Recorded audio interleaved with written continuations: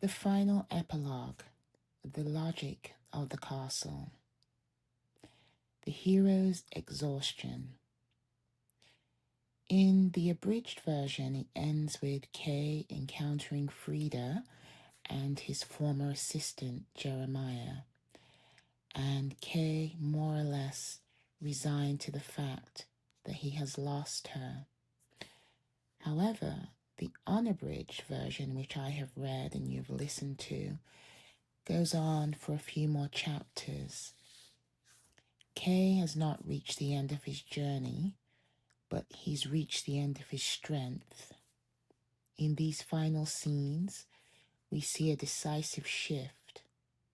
A secretary of the castle finally speaks kindly to Kay. For the first time, a functionary shows goodwill and declares himself ready to intervene. But here lies the Kafkaesque catch. The official is acting outside his own province. His help is gesture without authority. Even so, Kay is too tired to put the offer to the test. At the very moment the door begins to creak open, his bodily powers fail him. He's too sleepy to recognize the exit. The intended end. Kafka never wrote his concluding chapter, but he spoke of its irony. Kay was to find a partial, bitter satisfaction. He was to die, worn out by his struggle. And as the villagers assembled around his deathbed, a word was to come from the castle itself. The verdict was this: though Kay's legal claim to live in the village was not valid yet, taking certain auxiliary circumstances into account, he was permitted to live and work there. The permission arrives only when the recipient is no longer there to receive it. The stranger's struggle. Kay's battle was not for a grand revolution, but for the most ordinary of things, a post, an occupation, a sphere of life. He fought to root himself in the shadow of the castle, wanting to gain the stability that falls into the ordinary man's lap without effort. As a stranger, he occupied an isolated position.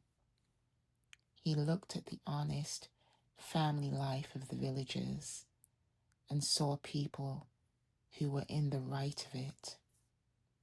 His tragedy was the striving for a normalcy that was, by its very nature, effortless for everyone but him.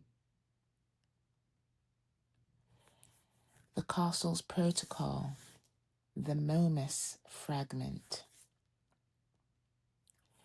To understand how the castle viewed Kay, we need to look at a deleted protocol from the village secretary, Momus. To the authorities, Kay was not a hero but a nuisance, a man who ran about with any aim, who ran about without any aim and disturbed the peace. The protocol suggests a colder interpretation of Kay's connection to Frida. To the castle, his love was merely calculation of the vilest kind. They believe he saw Frida not as a partner, but as a hostage, a barmaid who had been close to an official and therefore a bargaining chip to be redeemed at the highest figure. The final image.